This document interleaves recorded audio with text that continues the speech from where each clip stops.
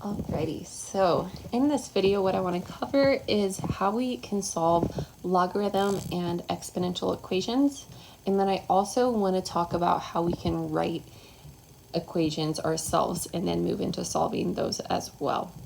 So I'm going to start off looking at logarithms, but basically the idea we're going to use for solving both logs and exponentials is the relationship between those two functions. So if I have a logarithm that I'm trying to solve, I'm going to end up moving it into exponential form to solve that equation. And then if I have an exponential equation I'm trying to solve, I'm going to end up moving it down into logarithm form. So looking first at number 1, I have log base 8 of n plus 9 equals 3. So what I'm going to do is I'm going to move this into exponential form. So to do that, the base of the logarithm is the same as the base of the exponential when we move it into exponential form. So the base of the logarithm is going to move over to the other side as the base of the exponential. So my n plus 9 is no longer trapped inside of that logarithm, and it is equal to 8 to the 3rd power. All right, so I'm going to type that into my calculator. Let's see. 8 to the 3rd is 512. All right, and that is equal to n plus 9. And then my goal here is to isolate my variable, right? So I want to get rid of anything on the same side of the equation as n. So I want to get rid of that plus 9, which I'll do by subtracting 9. I do that to both sides, leaving me with n on the left. And 512 minus 9 should be 503. And there we have n. So now I have solved this logarithm equation that originally had a variable trapped inside of it, but by moving into exponential form, we are able to solve for it. Going over another similar problem, I have log base 15 of 9n plus 3. Again, my variable is trapped inside of that logarithm, so I'm going to move into exponential form. The base of the log was 3, so that's going to become the base of the exponential. And I can type that into my calculator, make sure I remember it right. Cool, 15 squared is 225. And that's equal to our 9n plus 3. Again, we're trying to isolate our variable, and at this point it's a two-step equation. So I'm going to subtract that 3. We're trying to work our way inward towards n.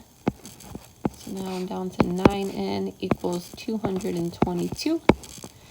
And then whenever I have a number in front of my variable, even though there's no operation written, this is 9 times n. So in order to cancel that out, I need to divide by 9.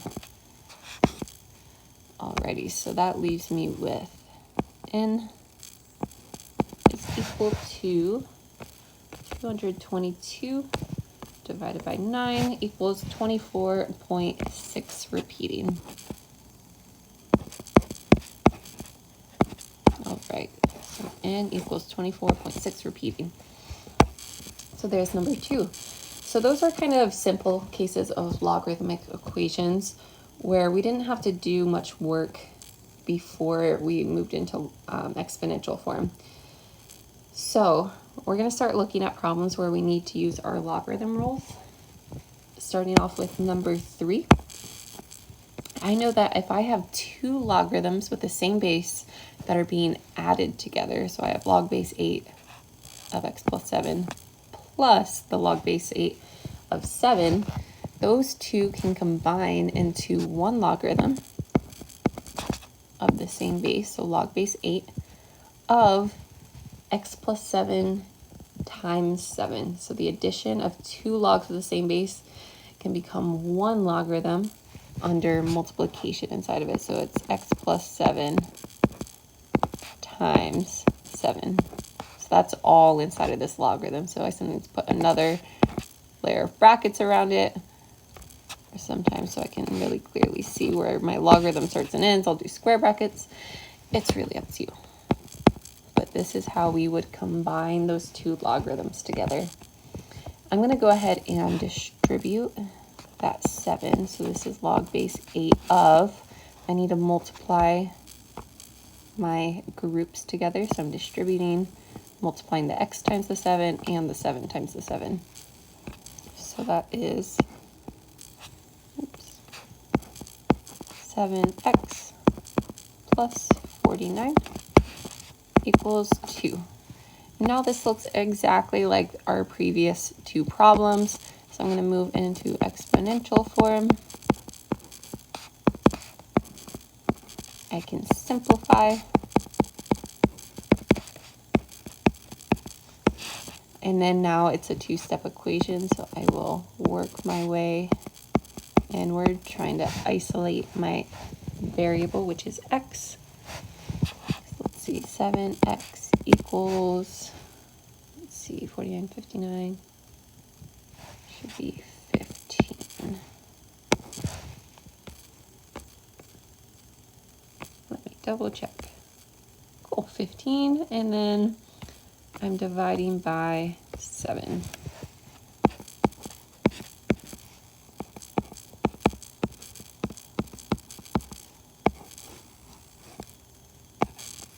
Alrighty. So we have now solved for x. All right, so that is an example where I have a log of base 8 plus another log of base 8. So those could combine where I multiply the two arguments together. So that x plus 7 times the 7 inside of one logarithm. So that's what it looks like when you add two logarithms. So if you were to look at number 4 and 6 and 7, all of those I see are addition between logarithms. So that means when you combine them into one, you would multiply what is inside the logarithms together. It's a little bit different when we have subtraction. So if addition was changed into multiplication when you combine it, it kind of follows that we could maybe guess that subtracting two logarithms is then going to combine under division. So they can become one logarithm, so they'll have the same base. They were both base 6. And it's going to be the first one's argument, so that negative 5x divided by the other one, so divided by 5. And then I'm going to move into exponential form.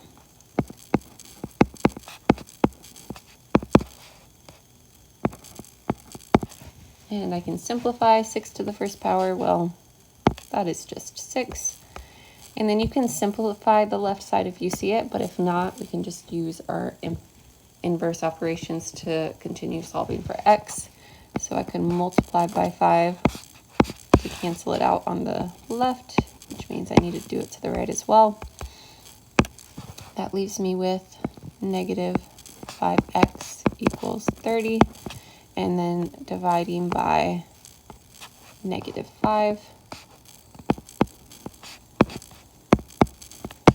I'm left with x equals negative 6. So sometimes we need to do a little bit more work in the very beginning. So if I have a log already by itself, I just move it straight into exponential form. If I'm adding or subtracting two logarithms, my first move is going to be, okay, combine them into one, and then I'm moving into exponential form and solving as usual. Let's do one more, at least setting it up. Here's another logarithm where it's subtraction, so I would combine them, keeping that same base, and it becomes division. So you combine it into one logarithm, move it into exponential form, and then you simplify and keep solving.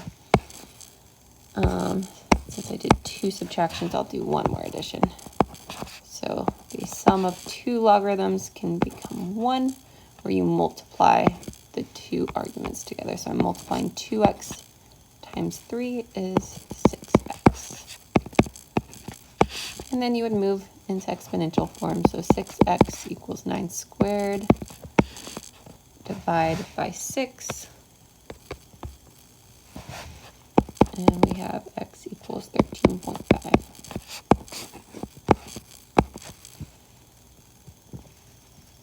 All right. So the last thing I do want to talk about with logarithms that weren't, I think, in these examples is sometimes we might have not necessarily 2 logarithms, but we might have something else going on the same side of the equation as the logarithm. So for example, say I have log base 5 of x plus 2 plus 10.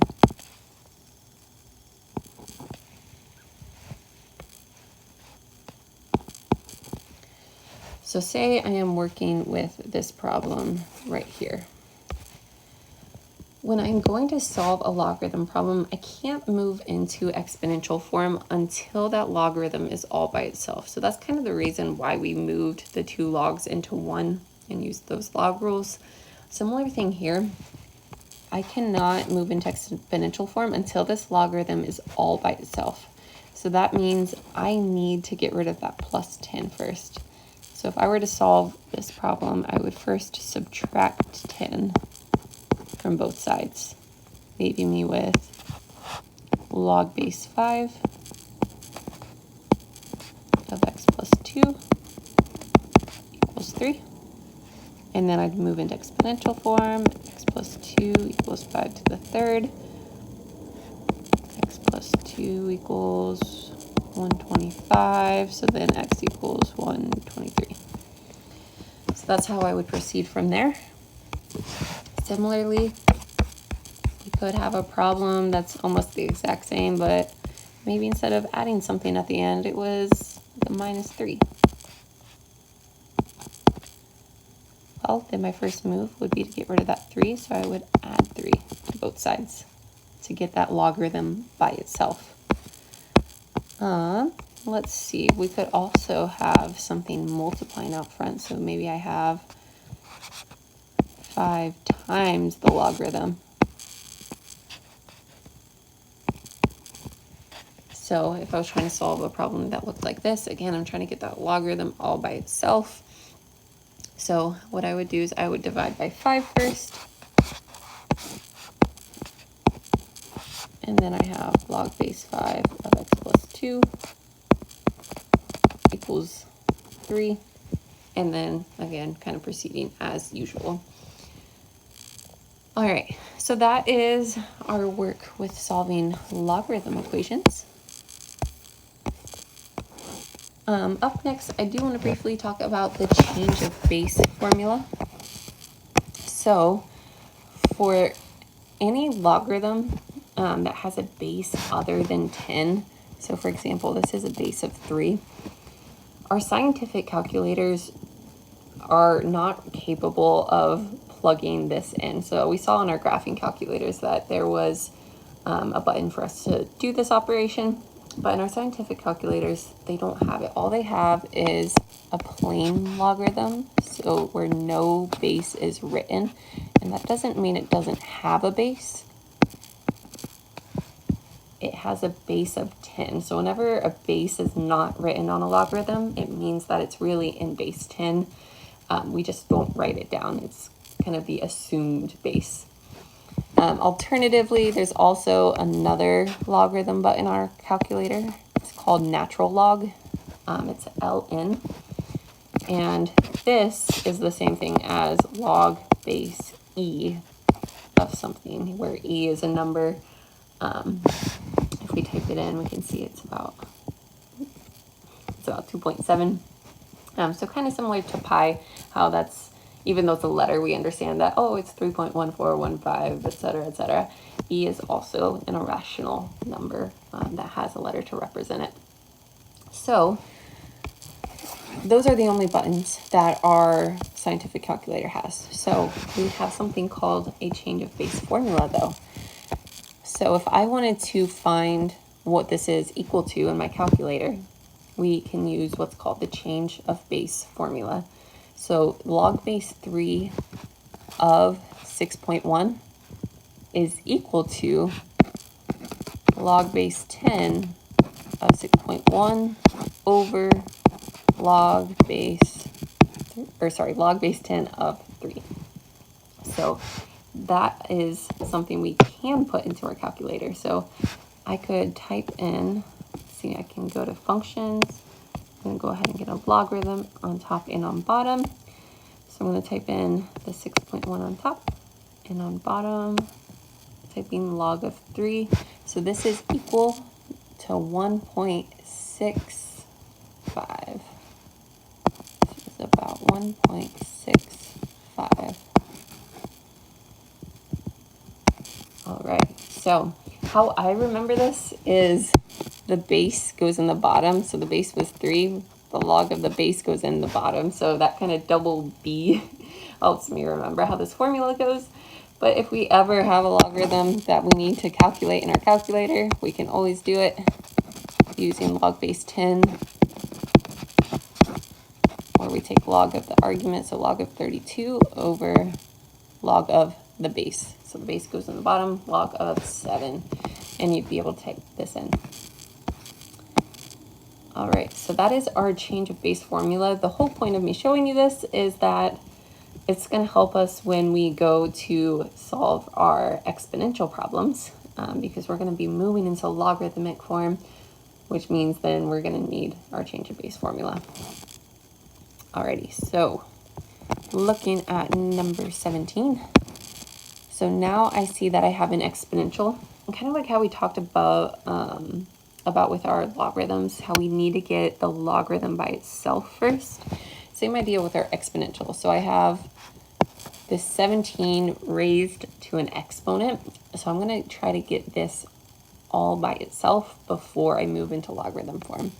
So I'm going to subtract 8 from both sides to cancel it out on the left.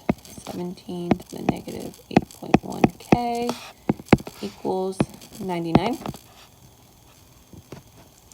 And now that my exponential is all by itself, I'm going to move down into logarithm form. So the base of the exponential is going to now become the base of the logarithm. So it's going to come down. Everything's kind of shifting down. The exponent comes down, and the base of the exponential becomes the base of the logarithm. So completely kind of inverse of what we were doing with our logarithm equations, where the base of the log became the base of the exponential. So let's see, log base 17 of 99. All right, but my calculator doesn't know how to handle this, so we need our change of base formula. So this is equivalent to log of 99 over log of 17.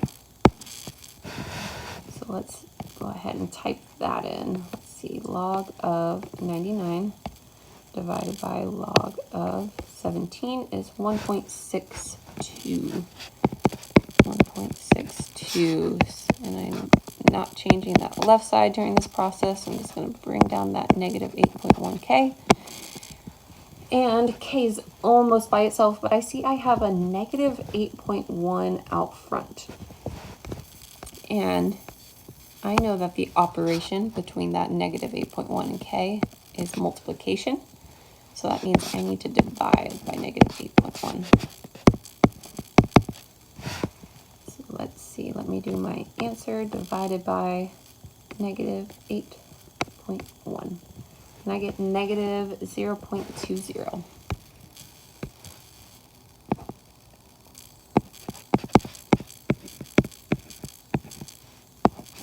And we have gotten k. So that's going to be our general process for these problems. If I have an exponential, I'm first going to get that exponential all by itself. So I should have a base raised to some exponent all by itself on one side. And then we move down into logarithm form, use the change of base formulas to actually type that into our calculator, and then you're just solving for your variable. So similarly, if we were to look at 6 to the n plus 5 minus 7 equals 1, I first need to get that exponential by itself, so I'll add 7. And then I move into logarithm form, where the base of the exponential becomes the base of the logarithm. So log base 6 of 8, which I can type in as log of 8 over log of 6. So I get 1.16. And then I'll subtract 5 from both sides, leaving me with negative 3.84.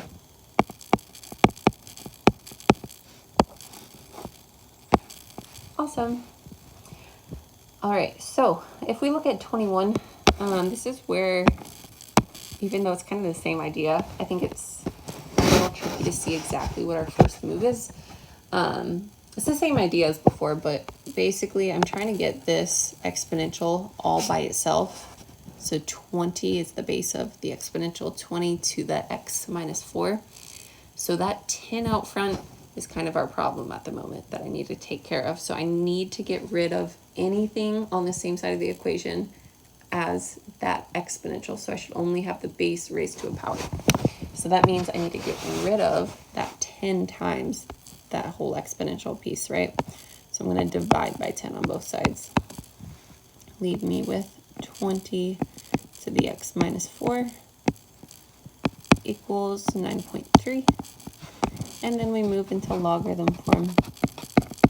So log base 20 of 9.3 equals x minus 4. And I can type that logarithm in as log base 10 of 9.3, so regular log of 9.3, divided by log of 20. So again, that base is going in the bottom, and I get 0.74.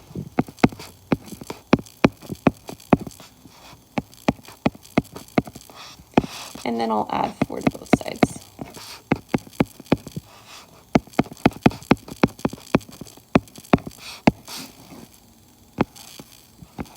All right, so that's our general process for solving our exponentials as well.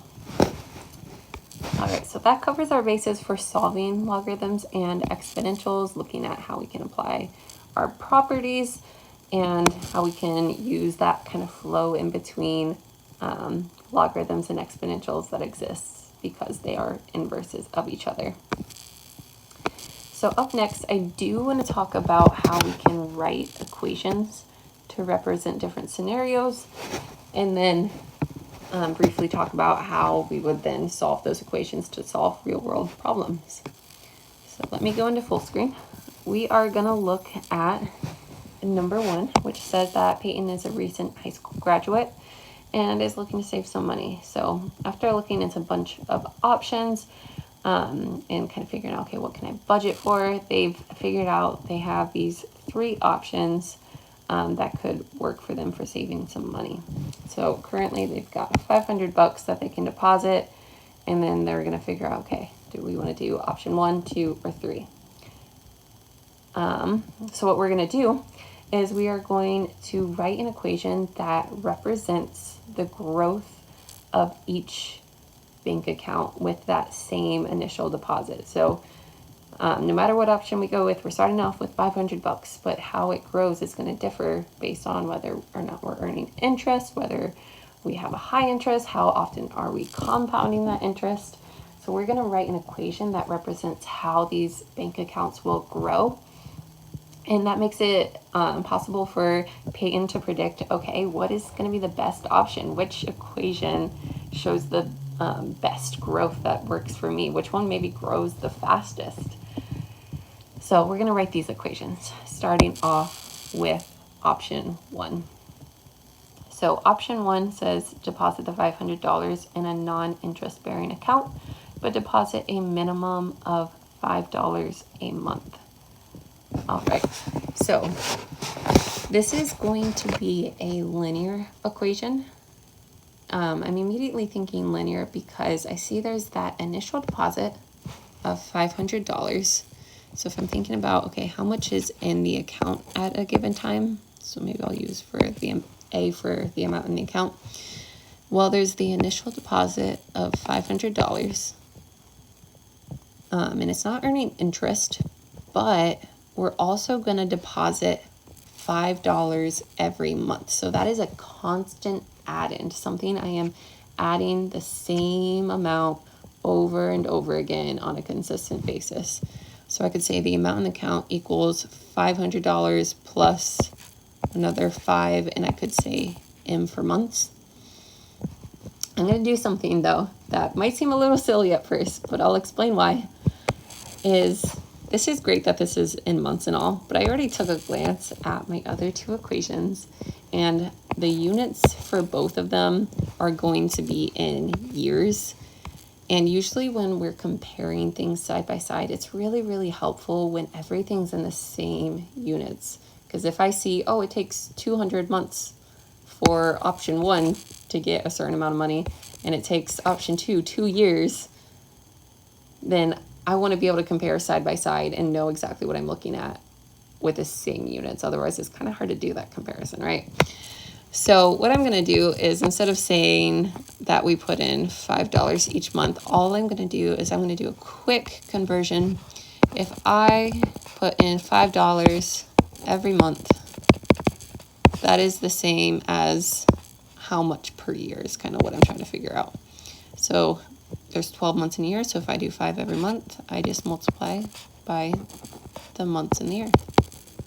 There's 12 months per year, so I'm going to multiply that $5 per month times the 12 months in the year.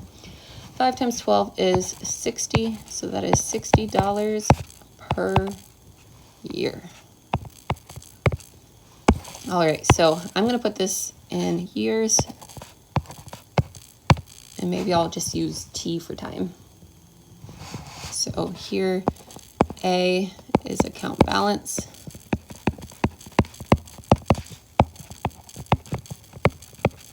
And T is time in years. So I want to be specific with not only time, but saying, okay, how much time are we talking? Seconds, minutes, weeks, years, whatever.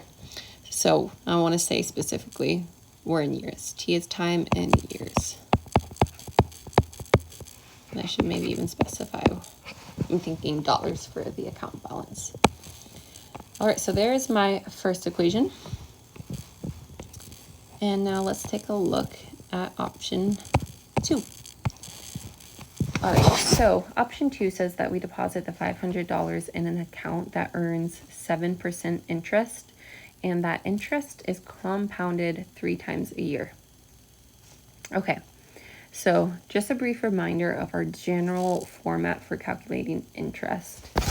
So basically how it goes is, if you put an initial amount of money in your account, so in this example, we have $500, right? We put $500 in that account. Interest works by it's increasing at a constant rate. So you're earning an extra percentage of what you already have, right? So for example, if you're earning 7% interest, and let's pretend for a moment that this was just compounded once annually. That means I would need to multiply this $500. I would need to multiply this $500 by 1 plus 0.07. Now, you might be wondering, okay, why do we do that whole 1 plus 0.07? So $500 is what you already have, right? So if I multiplied that by just 0.07, all that would give me is 7% of 500, which is, I can't even figure out what that is. Let's see, 500 times 0.07. That is $35. So I am not just multiplying by 0.07, right? Because that's saying, okay, now I only have $35 in the account. No, what I have in the account is everything that I already have plus an additional 7%. So I need to multiply 500 by 1, which would be keeping the same amount, plus an additional 7%. So I'm multiplying by 1.07, really, if I'm increasing by 7%. All right, but that is every single year, right? So that means every year I get to multiply by that additional 7% every year. That's awesome, right? That is exponential. There is an extra percentage being multiplied every year. I multiply by 1.07 after year 1. I multiply by 1.07 after year 2. So this is what it would look like if I earned 7% interest each year. Okay, but it says it's not compounded just one time per year. This interest is compounded 3 times a year. So we're not calculating that 7% just one time per year. There are different compounding periods. So what that means for us is that rate that they give you, that 7%, you are earning 7% interest, but it's divided out amongst those compounding periods. So your 7% gets split over those 3 compounding periods, but also you're not compounding just one time per year.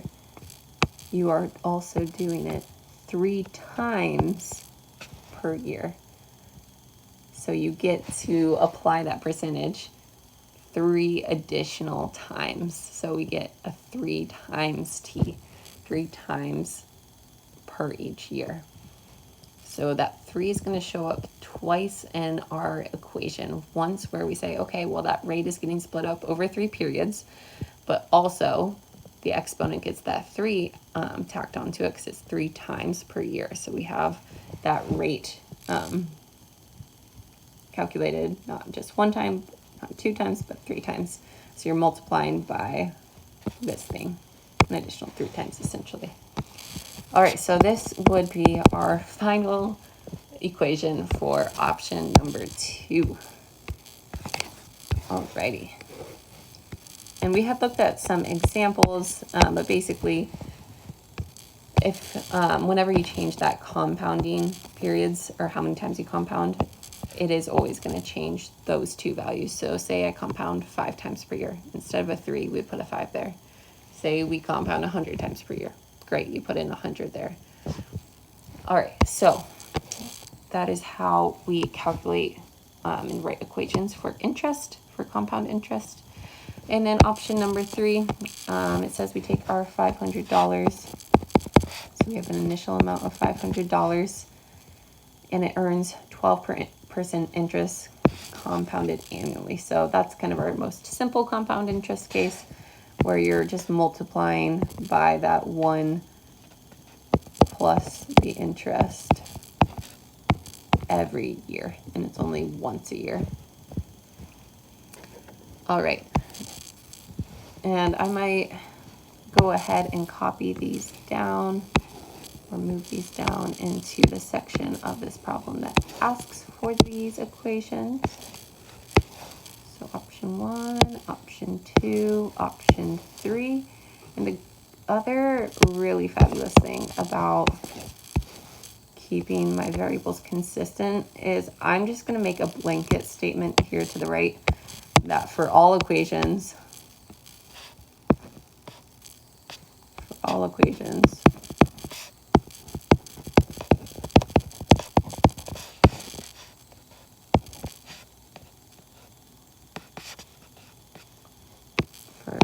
should have worded this better for option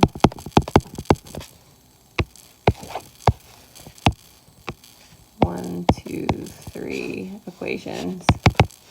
A is account balance in dollars and T is time in years. So not only is it going to make it easier for me to compare side by side, but I can also kind of make this blanket statement of, okay, for every single equation, A is representing account balance, T is representing time in years. So if you like to save a couple seconds, by all means. If not, you can totally make this in months, but you do have to specify what your units are representing. All right, so that is how we would write these equations. And then what I ask in part B of this problem is how we could find or define when each account would reach a certain dollar amount. So part B says, when is each account going to get to $4,000? Well, we just wrote these awesome equations. We want to know what is T, how much time until our account balance A gets to 4,000. So what I'm going to do is I'm going to copy down these equations. And we are going to plug in 4,000 for each of them. So I want to know, when is A going to reach 4,000?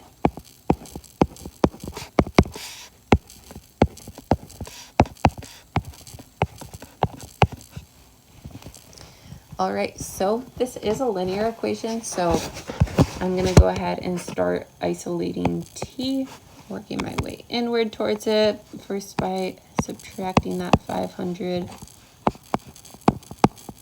leaving me with 3,500 equals 60T. And then I'm going to go ahead and divide by 60. So let's see, 3,500 divided by 60 is 58.3 repeating.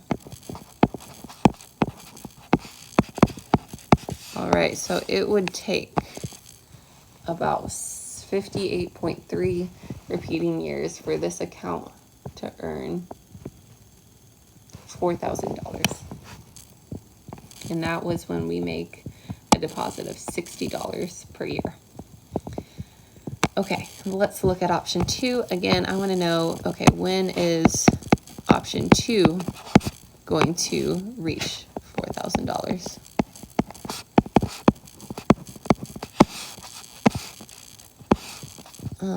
Let's see.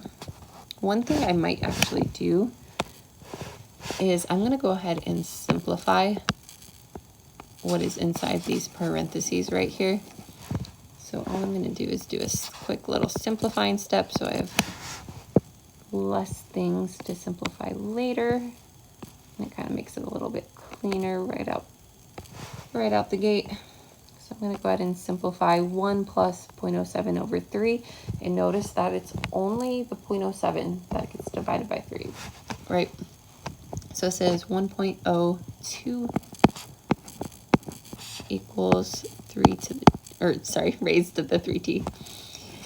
And then I see that this is an exponential equation at this point. So what I need to do is I need to get the exponential part of it all by itself. So I need to get the base to its power all by itself, which means I need to divide by 500 because this is 500 times 1.02.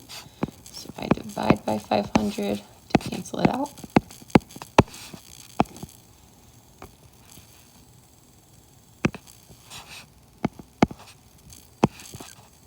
So on the right, I have 1.02 raised to the power of 3t. 4,000 divided by 500 should be 8. Or, oops.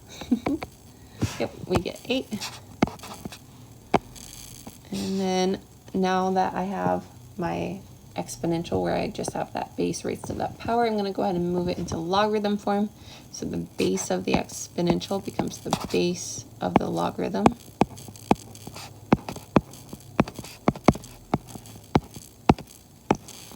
And I can type that into my calculator with that change of base formula. So I'm going to do log of 8 over log of 1.02. And I get 105.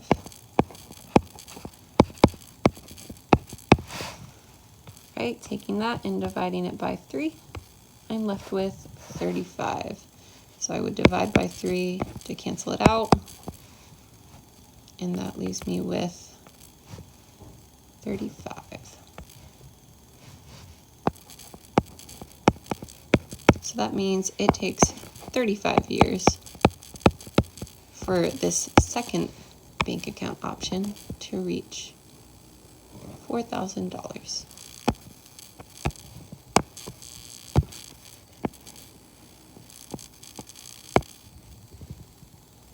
All right, lastly, option 3.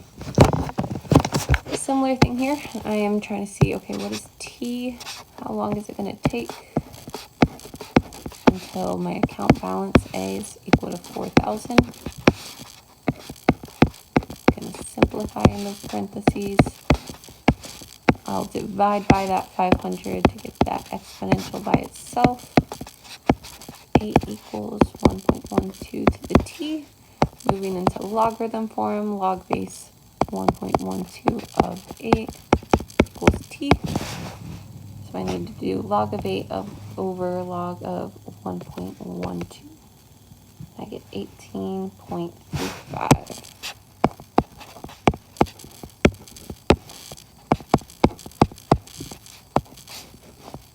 And that is in years again. We said T was time in years. So that's how long account 3 will take to reach $4,000.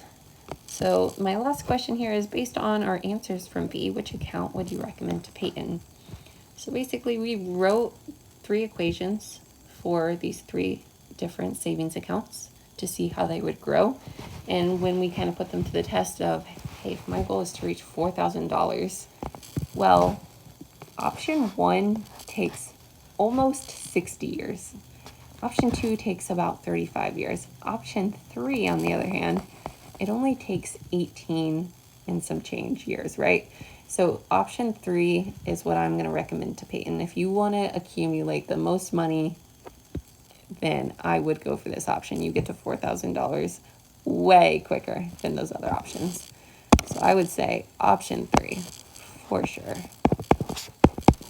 Option 3, because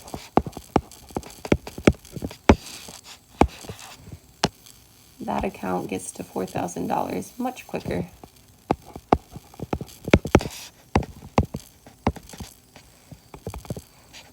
Because that savings account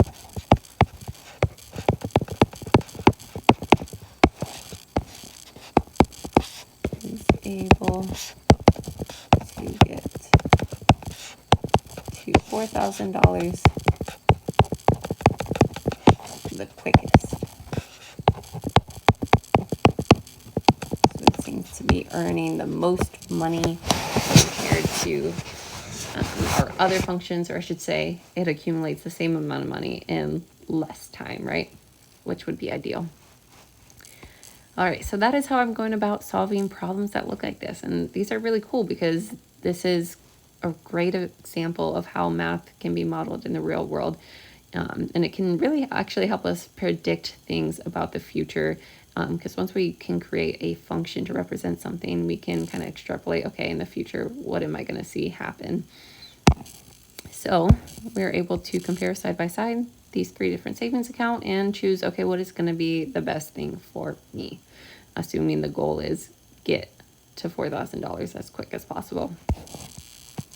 All right, so there are some more examples throughout our notes that we have done in class, so you're welcome to try those out on your own and ask me questions.